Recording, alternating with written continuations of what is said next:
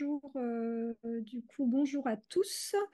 Alors, on est au cinquième webinaire de la FHU PACEM.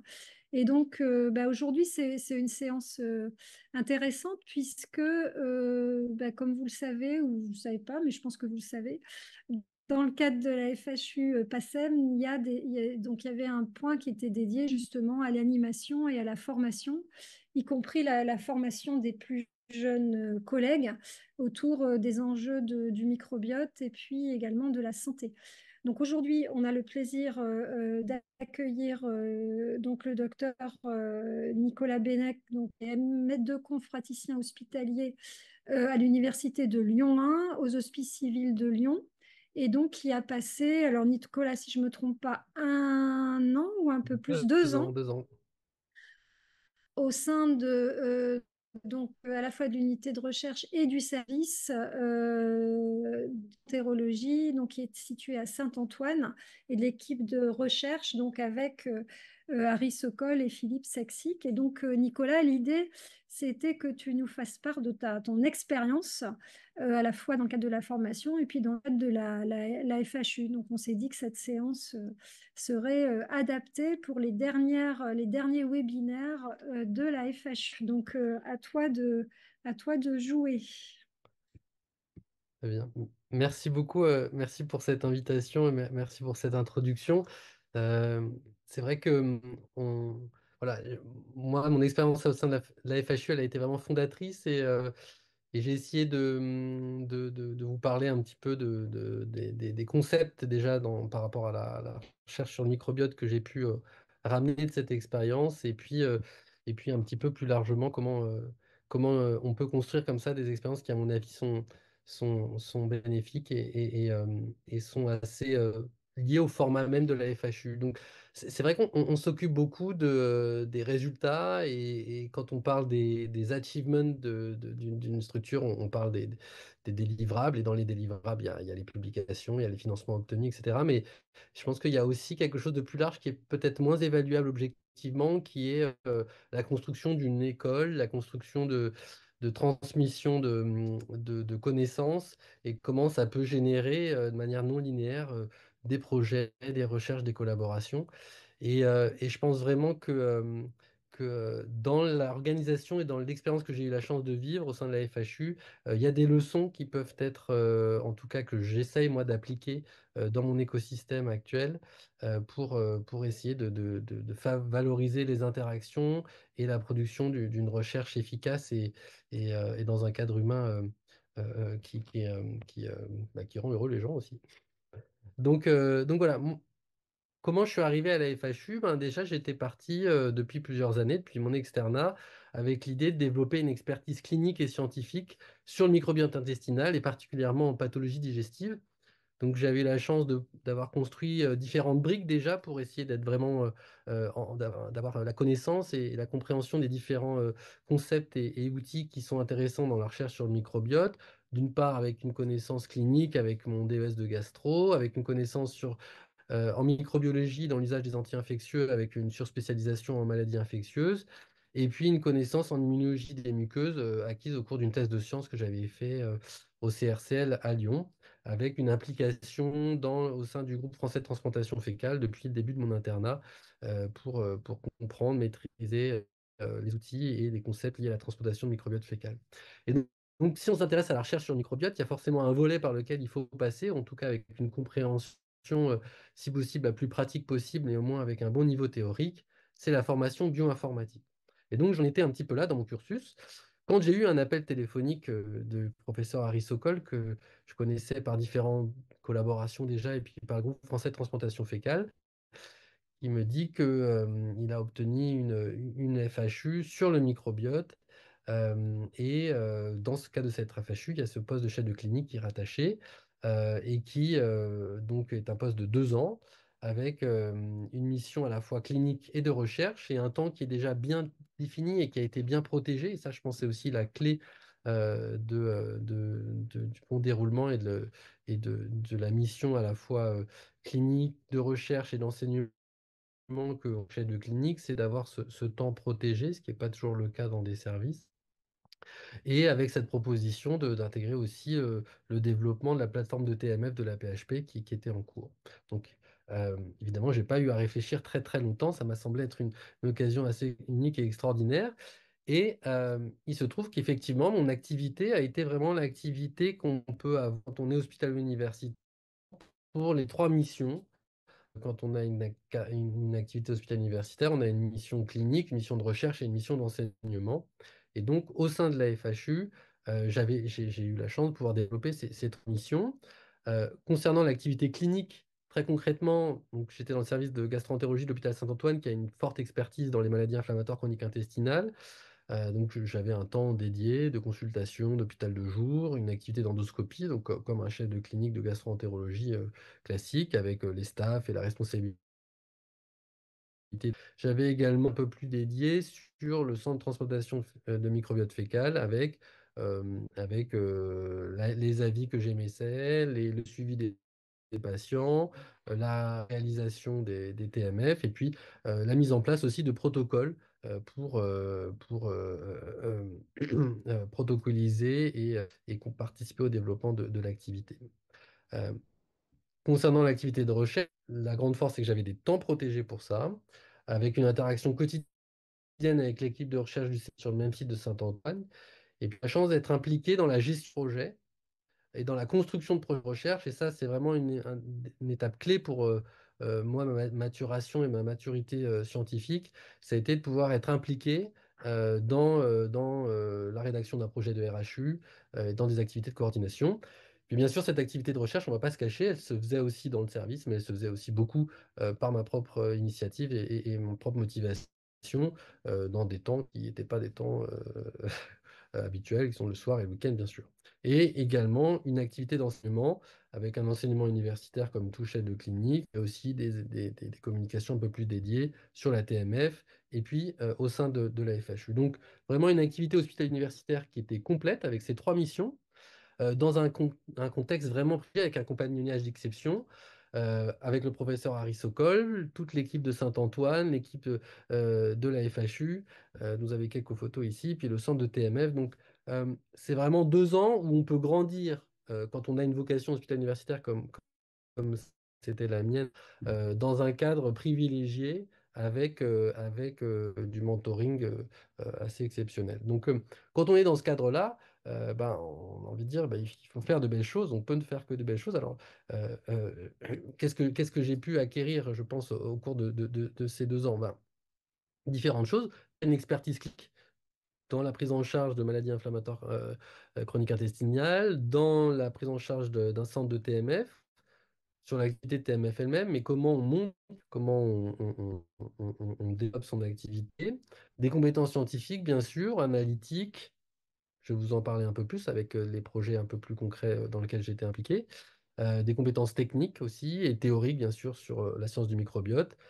Une compétence aussi qui est, je pense, pas toujours facile à acquérir, pour lequel on a rarement des formations dédiées quand on est dans un cursus médical, qui sont des compétences de management de projet, à travers les exemples de projets que j'ai pu voir investis, à travers les arbitrages qui ont été faits, dans lesquels j'ai eu la chance de pouvoir être impliqué. Et puis sur le mode de raisonnement global, dans la construction de projets de recherche en lien sur le microbiote. Et au cœur de tout ça, et c'est même principalement ça qui construit les compétences que j'ai listées, c'est les liens humains qui ont pu être tissés, qui permettent de construire des projets en bonne intelligence et de commencer des collaborations qui ont commencé là pendant ces 2 ans, mais se sont prolongées, forcées depuis. Et puis après, il y a quelque chose qui est peut-être plus annexe, mais qui, dans une carrière hospitalière universitaire, compte aussi, c'est des données bibliographiques et c'est de nombreuses publications et j'ai la chance d'être impliqué à ce moment-là. Si je vous présente un peu un listing qui est même pas encore complètement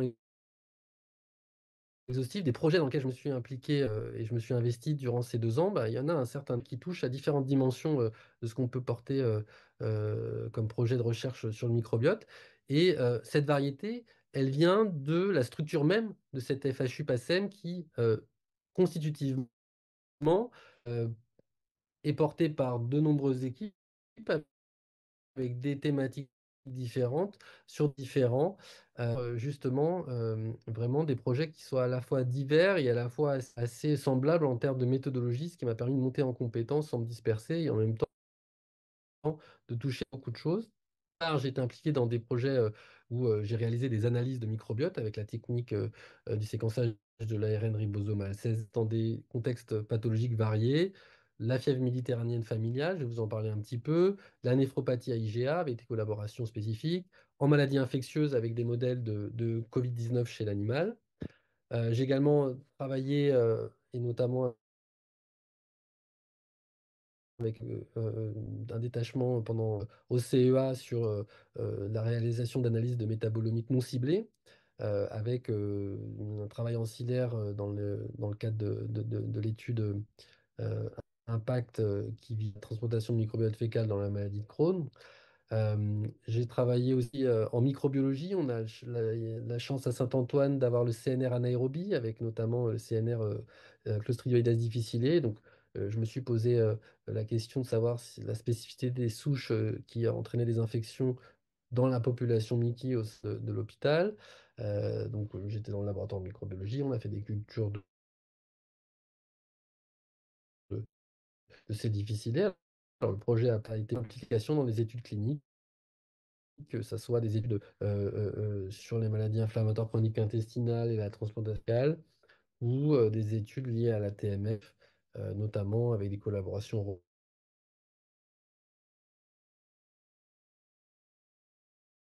européennes et des collaborations acceptabilité de la TMF. Et, des publications, pas tous, mais voilà, c'est pour vous donner une idée d'un petit peu la diversité des thématiques qu'on pouvait développer et qu'on peut développer dans le cadre de cette FH. Alors, je vais vous présenter des résultats originaux, parce qu'il y a des publications, et puis vous essayez de vous présenter un peu les concepts généraux sur les interactions haute microbiote qui, moi, j'ai tiré de ces résultats concrets. Le premier exemple que je voulais vous montrer, c'est l'exemple de l'étude du microbiote dans la fièvre médiale, qui est une maladie liée monogénique, liée à une mutation d'un gène qui favorise l'auto-inflammation. Dans l'espace, plus les microbiotes sont différents. Et donc là aussi, on voit une structure qui apparaît ici avec une différence statistique qui montre que le microbiote des patients est différent des sujets contrôle. Et quand on s'intéresse aux espèces spécifiques qui portent cette différence, qu'on a une surreprésentation chez les patients qui ont une fièvre méditerranéenne familiale de bactéries qu'on connaît et qu'on sait pro-inflammatoires, et notamment d'entérobactéries, ici Enterobacter, Klebsiella, Enterobacter au niveau de la famille, qui sont surreprésentées chez les patients FMF. Et dans ce travail qui a été publié en fin d'année dernière, on a pu aussi regarder que ces patients-là, ils avaient, en fonction du phénotype précis, et notamment des types de traitements qu'ils avaient, leur réponse au traitement, des modifications spécifiques du microbiote. C'est un premier exemple, juste pour vous montrer un contexte pathologique. On regarde le microbiote. Et moi, ce que je faisais dans ce cas-là, c'était les analyses bioinformatiques en interaction avec le professeur Sokol et les différentes équipes impliquées. Deuxième exemple où j'ai travaillé sur une analyse de microbiote, c'était cette fois-ci dans un autre cadre qui était un gros sujet d'actualité à ce moment-là, puisqu'on est entre 2020 et 2022, qui est l'analyse du microbiote, modèle animal, donc un modèle de hamster, d'infection au SARS-CoV-2. Et là, il y a deux travaux qui sont issus de cette collaboration avec l'équipe de François Trottin à Lille, qui montrent d'une part que quand on fait une infection au SARS-CoV-2 dans les animaux, on va avoir une inflammation qui va être d'autant plus importante. On a une abondance importante en bactéries. Et là, vous allez voir, ce sont encore une fois ces bactéries qu'on sait pro-inflammatoires, notamment ces gamma-protéobactériens. On s'est intéressé ensuite après à un modèle un peu plus fin où on allait non seulement faire une infection, mais on allait aussi associer un régime différent aux animaux, et notamment générer un régime surchargé en calories avec des conséquences métaboliques, notamment des conséquences hépatiques avec une NASH.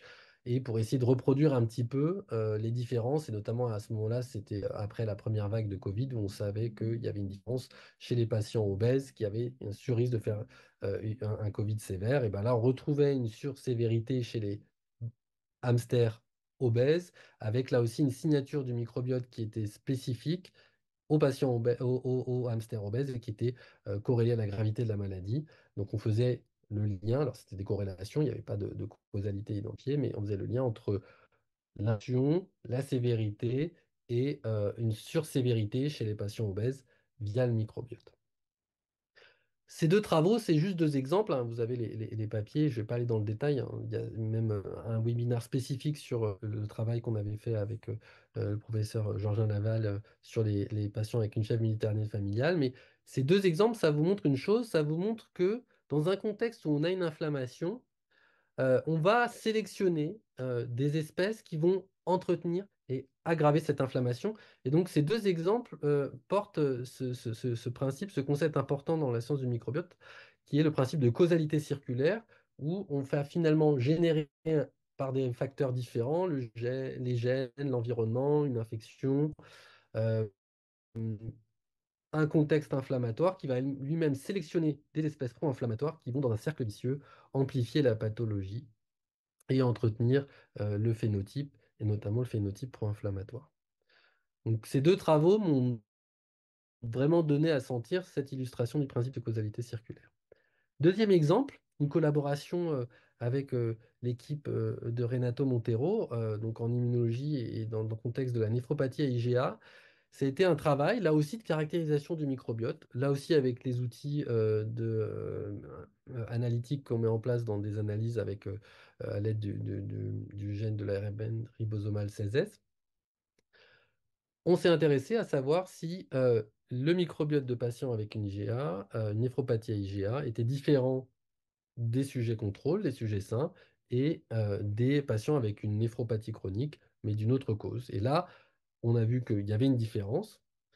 Cette différence, elle était qualitative, notamment sur des espèces qui avaient une particularité, qui était une capacité de dégalactolysation, et notamment avec cette enzyme-là, la 6-phosphobêta-galactosidase, qui était surreprésentée chez les patients qui avaient une néphropathie à IgA, et notamment via une espèce spécifique qui est Akkermansia mucinifila, qui est porteuse de cette enzyme. Et donc, ça, c'est le début de l'histoire qui montre qu'il y a peut-être un signal spécifique à aller chercher chez ces patients-là. Et son implication dans la pathogénèse, elle a fait l'objet d'un travail, du travail de la thèse de science du docteur James Gleason, qui a montré que ben, non seulement c'était important, on avait cette association, mais cette association était probablement impliquée directement dans la pathogénèse de ces patients, avec le résumé suivant. Les, les IgA sont sécrétés au niveau de la lumière. Akkermansia, à ce niveau-là, va, via sa bêta-galactosidase, être capable de dégrader cette IgA et de la dégalactosyler. Cette IgA modifiée, elle va être ensuite réinternalisée et avec un nouveau passage systémique. Sauf que cette IgA modifiée, elle a cette fois-ci une propriété immunogène, se lie à des complexes humains qui vont précipiter dans les néphrons et favoriser l'apparition de la néphropathie à IgA. Donc, c'est une histoire, moi, que je trouve vraiment formidable, qui a été publiée dans STM, et j'ai eu la chance de pouvoir réaliser les analyses de microbiote qui sont associées. Ce que je trouvais très intéressant aussi dans les illustrations, si on regarde d'un point de vue un peu plus conceptuel sur ce que ça peut vouloir dire des interactions hôte-microbiote, c'est si on met en perspective avec ce qu'on sait aussi d'une espèce comme Akkermansia mucinifila. On sait que cette espèce, dans un certain nombre de contextes, elle est plutôt favorable à la santé. Elle est plutôt associée à une bonne immunité, à des profils métaboliques qui sont favorables, notamment par rapport au risque cardiovasculaire. Et donc, classiquement, Akkermansia, c'est plutôt une espèce qu'on appelle bénéfique, favorable. Et bien là, on voit que peut-être dans certains contextes, et notamment certains contextes génétiques, on va avoir l'expression d'un phénotype qui va être délétère. Et c'est le deuxième concept que je trouvais intéressant, que j'ai tiré directement des résultats auxquels j'ai participé durant mon temps à la FHU, c'est vraiment cette notion que il faut raisonner par rapport à une espèce bactérienne donnée, une souche bactérienne donnée, pas uniquement sur cette souche, mais sur cette souche dans un contexte particulier.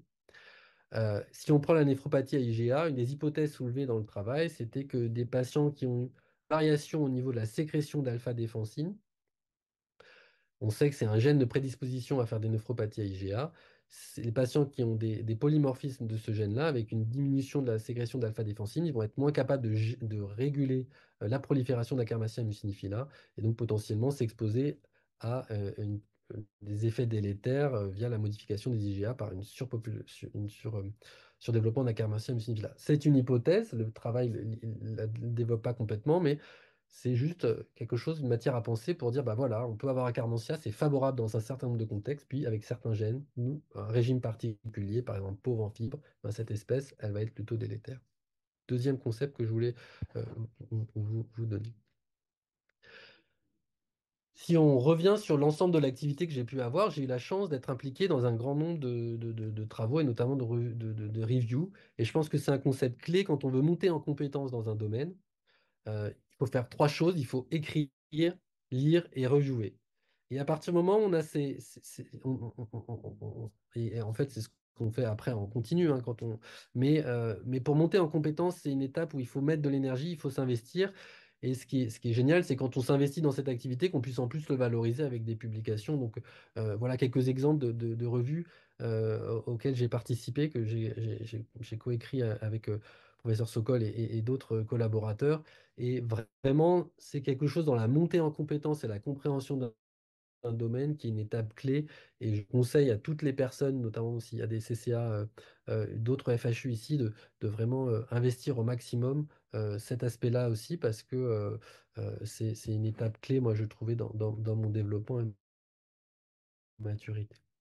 Je voulais vous partager, c'est avec mon activité à la FHU et le format de la FHU, en fait, qui est quand même là aussi pour animer un consortium de collaborateurs, on est dans quelque chose où on est là pour créer de la connaissance, pour créer de l'interaction, pour créer des projets. Et donc, en tant que CCA de la FHU, vraiment quelque chose qui est génial et qui est clé, c'est de s'investir dans la génération de ces projets, d'en créer un petit peu les interactions qui peuvent faire émerger les idées et de voir comment concrètement avoir des idées, là, il y a plein de gens ont des, mais ensuite, après, c'est concrètement, est-ce que, un, c'est une bonne idée, et deux, comment on fait pour la rendre réelle et pour avoir de l'argent pour la faire, arbitrer sur les aspects pratiques qui garantissent son succès, etc. Donc, j'ai eu la chance de pouvoir travailler à la coordination de la FHU comme CCA, donc être impliqué dans l'animation, puis dans les réunions de pilotage qui aident à comprendre un peu comment il faut réfléchir dans ces cas-là, comment on arbitre des appels à projets, etc. Et puis comment on peut porter différents axes dans des sujets de recherche assez vastes. J'ai pu aussi être impliqué dans l'élaboration d'une candidature de RHU. Et là, je pense que c'était une étape clé pour moi aussi, en plan de compréhension de comment on crée un projet, comment on l'explique et comment on l'organise pour le rendre dans une soumission. Donc ça, c'était vraiment des choses clés. Et de ces participations et puis d'autres projets que j'ai pu générer avant et après, euh, j'ai quelques idées clés que je propose et que je soumets souvent quand je travaille avec des collaborateurs sur comment on pourrait faire des interactions et créer des projets autour du microbiote. Et je me propose de vous les résumer très brièvement. Alors, il n'y a rien d'extraordinaire, mais je pense que le dire clairement, moi, ça m'a aidé à faire des arbitrages et je pense à éliminer des projets qui n'allaient pas marcher, qui n'avaient pas de sens et à me concentrer sur des choses qui sont plus porteurs. Donc le premier concept, il est clé, il est que si on s'intéresse au microbiote, il ne faut pas se faire d'illusions. Il ne faut pas se dire qu'on va révolutionner la médecine de manière simple et linéaire. Il faut se dire que c'est un composant parmi d'autres dans la physiopathologie et que, mis à part certains contextes caricaturaux comme l'infection assez difficile où c'est une maladie de l'écosystème principalement, dans d'autres contextes, c'est un composant parmi d'autres et donc il faut l'intégrer avec une approche qui est conjointe avec des approches ciblant l'autre, ou etc. Donc, pas s'attendre à ce que juste transférer un microbiote nous déclenche un phénotype, etc. Mais plutôt réfléchir de dire, ben, est-ce que si j'utilise le microbiote, si je transfère un microbiote malade, dans un contexte qui est sensibilisé, j'arriverai à gagner en efficacité thérapeutique pour un médicament ou en finesse diagnostique ou pronostic. Donc, un composant parmi d'autres. L'autre chose, c'est que quand est-ce qu'on peut se poser une question finalement de l'importance du microbiote? On sait que dans un grand nombre de situations pathologiques, il y a une altération du microbiote. Et c'est toujours la question, est-ce que c'est la cause, est-ce que la conséquence? Et puis surtout, quelle est l'importance d'un point de vue cible thérapeutique ou diagnostique? Est-ce que ça va vraiment nous avancer ou est-ce que finalement, il y a d'autres facteurs qui sont bien plus pertinents à cibler? Si on veut se poser la question, je pense, cibler des situations où en fait on se retrouve avec des contextes pathologiques à forte variabilité et principalement et des variabilités qui sont potentiellement sous-tendues par des facteurs environnementaux. En tout cas, on a cette notion d'exposome qui impacte directement la physiopathologie. Et là, je pense que où il y a une place pour s'intéresser au rôle du microbiote dans ces contextes-là, c'est qu'on sait que bah, le microbiote, il va synthétiser un petit peu une grande partie de l'exposome. Sa composition, elle va être dépendante de notre histoire personnelle, qui va de notre mode de naissance, l'exposition aux antibiotiques précoces, la construction de notre système immunitaire dans les phases de la première enfance, à les antibiotiques que j'ai pris il y a 3 mois ou l'âge que je peux avoir. Donc, c'est un outil qui permet d'intégrer beaucoup d'informations différentes du vécu du sujet et qui peuvent intégrer un petit peu ces facteurs environnementaux de variabilité dans différentes maladies. Donc, c'est probablement dans ce contexte-là il faut se poser déjà la question de quelle est la variabilité du phénotype qu'on veut avoir et est-ce que les facteurs environnementaux, et notamment les facteurs environnementaux dont on sait l'impact sur le microbiote, sont utiles. Si j'ai tout ça, bah, peut-être que ça vaut la peine d'aller plus loin et de commencer à regarder un peu la faisabilité d'aller dans ce domaine de recherche. Puis après, si on veut y aller, ben, il y a toujours deux approches. Il y a une approche descriptive, un peu, on regarde le microbiote des patients, on regarde le microbiote des sujets sains, et puis on regarde ce qui se passe. Alors, c'est une approche qui est pas forcément, qui est pas enfin, qui est importante, qui est nécessaire pour générer des hypothèses. Après, il faut savoir vraiment la question qu'on se pose, parce que ça a une efficacité et un coût qui va être très variable et qui va être d'autant plus euh,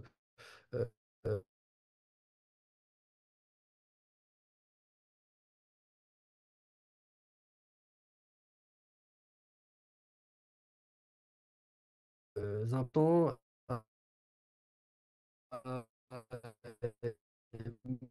mettre en perspective avec euh,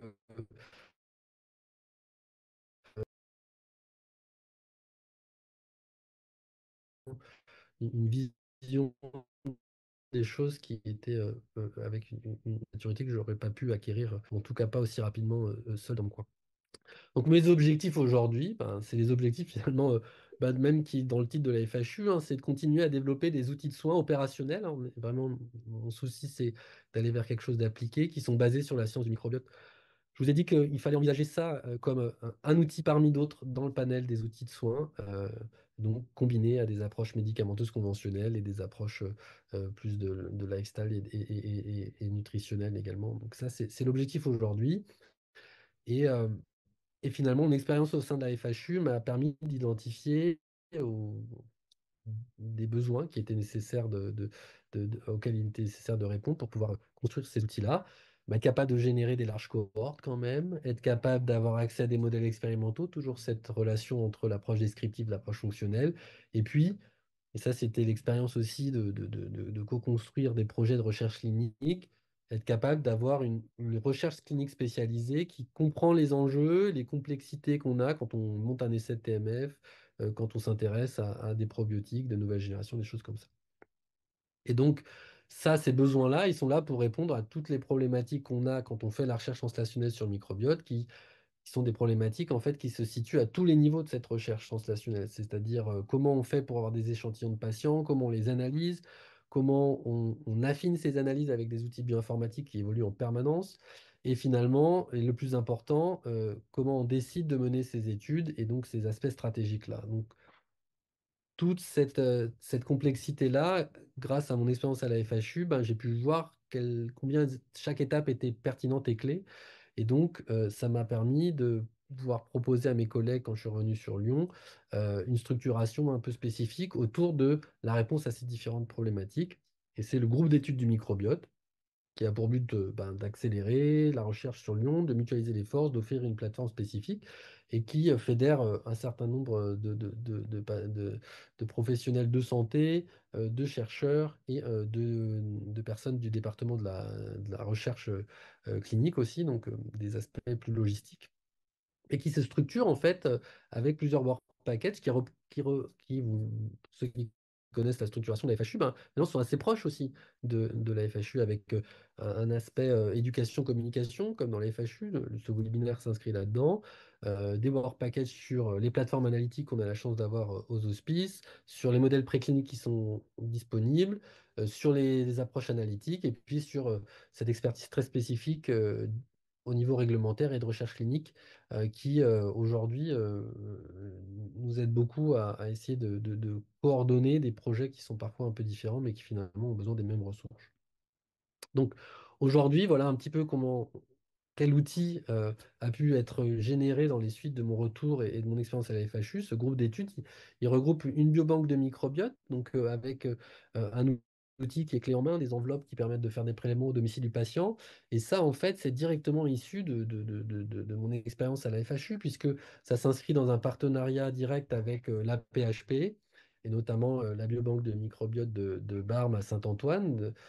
Donc, on a harmonisé nos process, on a contractualisé ce partenariat pour pouvoir garantir une des process qui sont communs et qui sont mutualisables si on veut mutualiser des cohortes par la suite. La deuxième partie, c'est la plateforme analytique. Donc, j'ai pu apporter une partie de mon expertise informatique que j'ai construite au contact du professeur Sokol pour aider les plateformes analytiques dont on disposait déjà sur Lyon, qui ont des séquenceurs de haut débit, des plateformes métabolomiques, pour voilà, affiner un petit peu, voir comment on pouvait orienter, parce qu'il y avait un besoin, parce qu'il y avait un désir de ces plateformes-là d'orienter des projets sur la science du microbiote. Et puis après, ben, sur les traitements cibles dans le microbiote, c'était le développement du centre de TMF et puis l'interaction avec différents laboratoires et modèles précliniques qu'on a dans la région. Donc voilà, au final, aujourd'hui, il y a des essais cliniques que l'on met en place, notamment un essai qui est porté en collaboration avec Excellium Bioscience, donc la start-up cofondée par le professeur Sokol qui a développé un probiotique de nouvelle génération via une souche spécifique de Figalium prosnitzii. Et donc, en venant à Lyon, il y avait la proposition de monter un essai clinique dans l'infection récidivante assez difficile. Donc, moi, j'ai candidaté localement à un PHRC régional, interrégional, que j'ai obtenu, qui a permis de commencer l'étude. Et ensuite, après, là, voilà, aujourd'hui, on est à la moitié de la phase 1 de cette étude, avec des inclusions qui sont débutées. Et puis, d'autres essais cliniques avec des partenaires industriels de développement de probiotiques.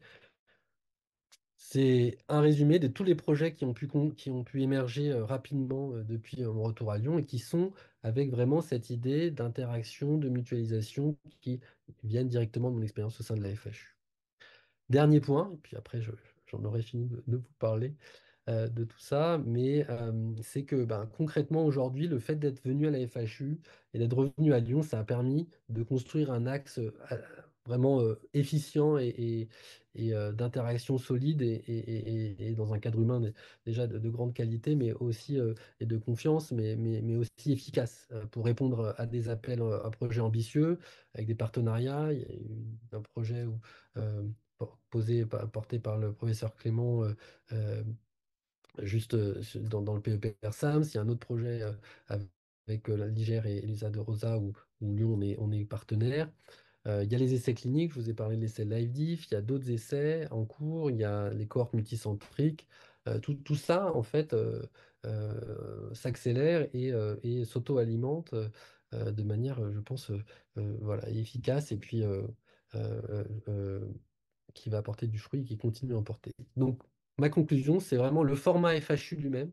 Et c'était l'idée de ce thème, c'est si on parle des achievements de la FHU, des accomplissements de la FHU, en fait, ce format-là, c'est une opportunité pour monter en expertise sur le plan universitaire pour des gens qui s'intéressent à la thématique de la FHU dans laquelle ils s'impliquent.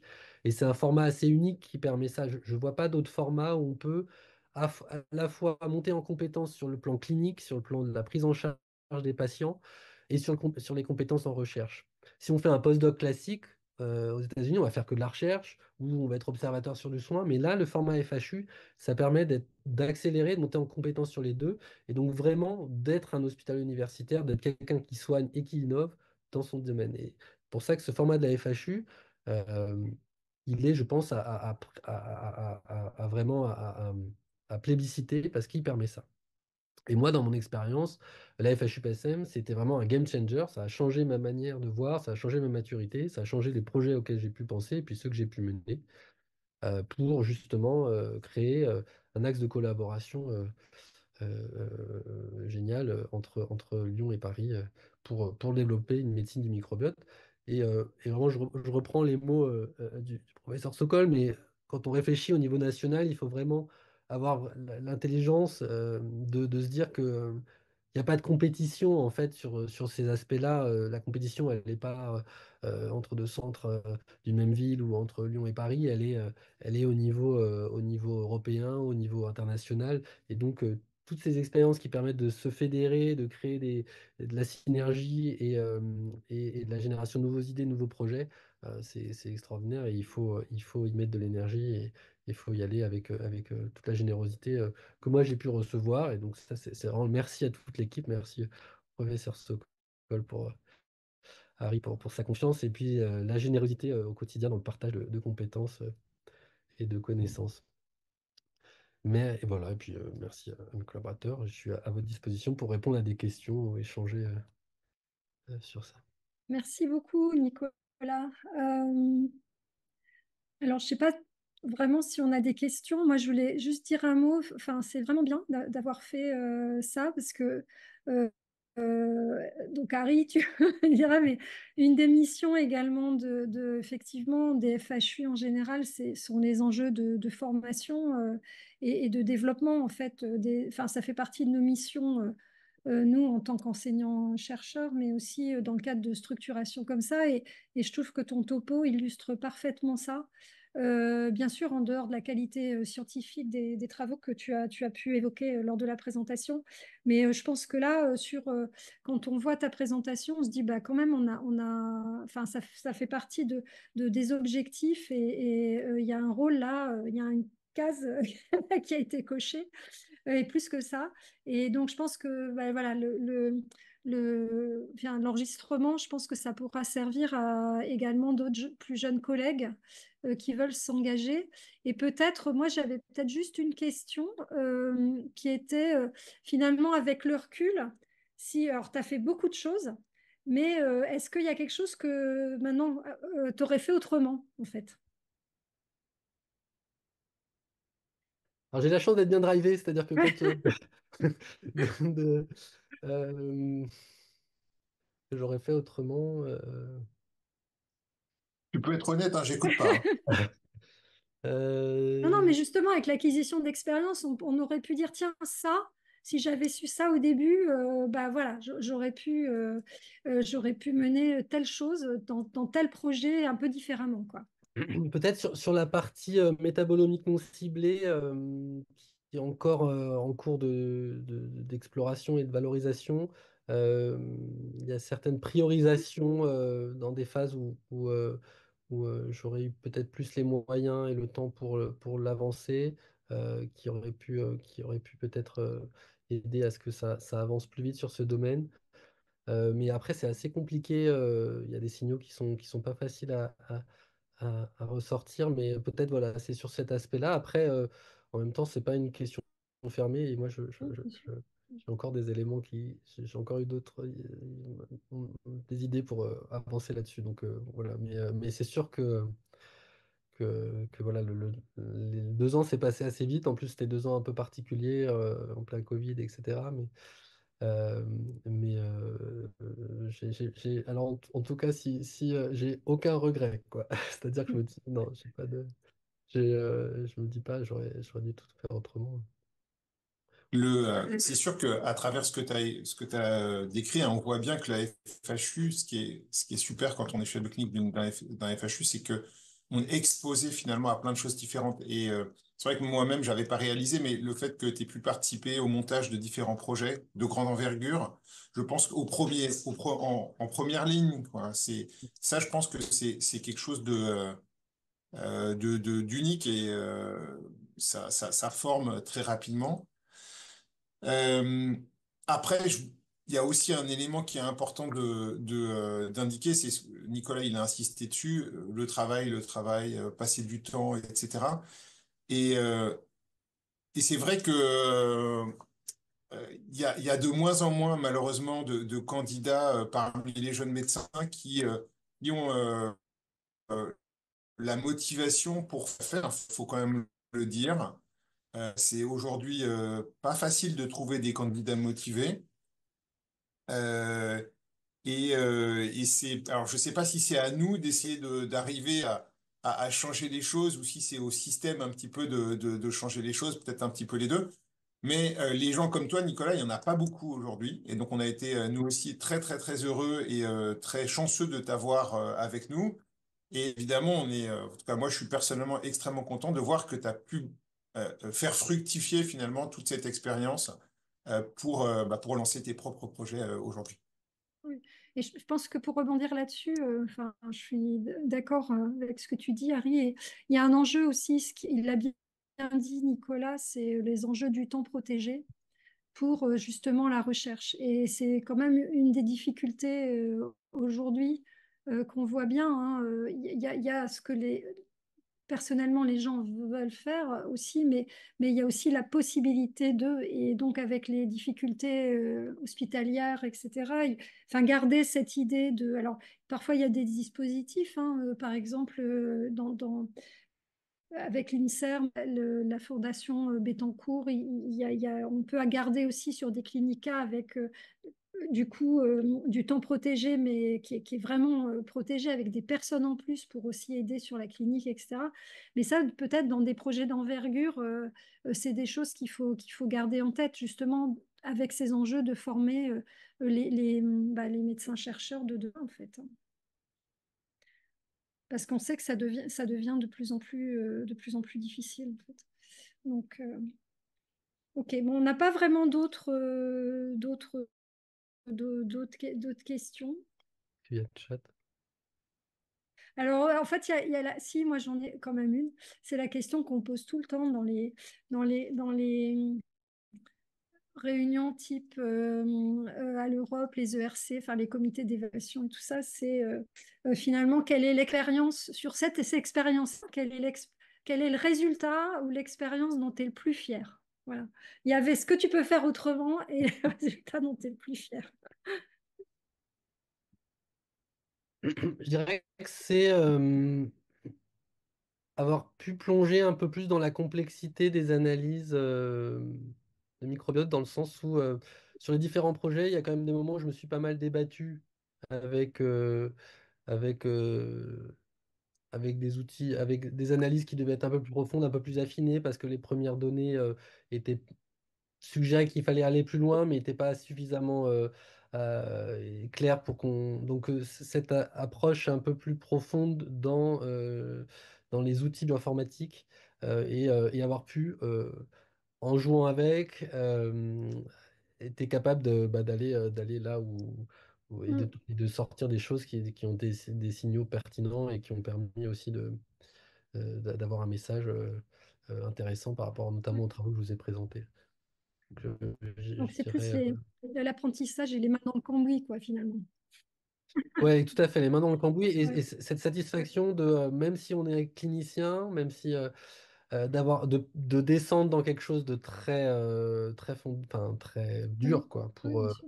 pour être capable de comprendre ce qui se passe, de comprendre la complexité, les limites que je peux avoir. Et ça, c'est quelque chose qui est indispensable si on veut être crédible pour discuter avec. Parce que aujourd'hui, j'en fais encore des analyses bioinfo, mais l'idée, c'est que je forme des gens pour les faire avec Bien moi. sûr. Si on veut être crédible pour encadrer des gens et bien les encadrer, il faut être un moment descendu dans la mine. Donc, quand j'étais en thèse d'immuno, je l'ai fait en immunologie. Et là, c'est vraiment une chance d'avoir pu le faire parce que, il y a plein d'outils qui, grâce à cette interaction avec Harry, ont pu rapidement être être dans les mains et ensuite après que j'ai pu m'approprier, quoi. Très bien. Bon, je sais pas. Harry, je sais pas si tu vois autre chose, mais là, Non, bah écoute, non, voilà, c'est juste ouais. pour dire que pour nous tous, et en tout cas pour moi en particulier, c'est une grande fierté. Tout simplement, c'est un grand plaisir, même plus qu'une fierté, c'est un grand plaisir.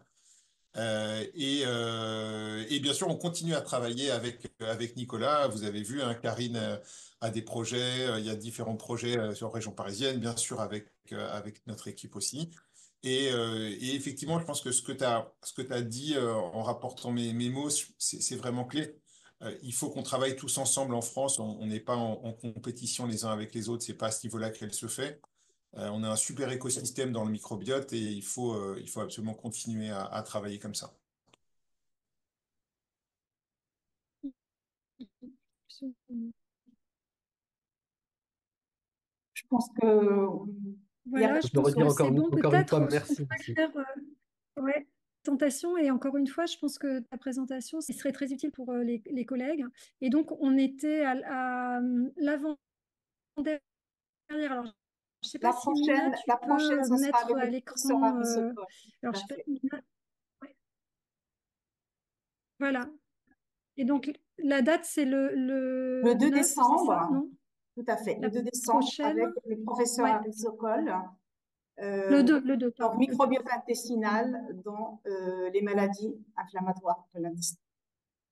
Il y a une question qui est arrivée. Parfait. Il y a une Il y a dernière une question qui est arrivée, Karine. formidable. Plutôt un C'est commentaire. juste un remerciement. Un C'est un commentaire. remerciement Ah oui, oui, de d'accord. Biba qui dit merci Nicolas pour ta présentation claire et tes travaux inspirants pour les collègues. Merci. Oui, très bien.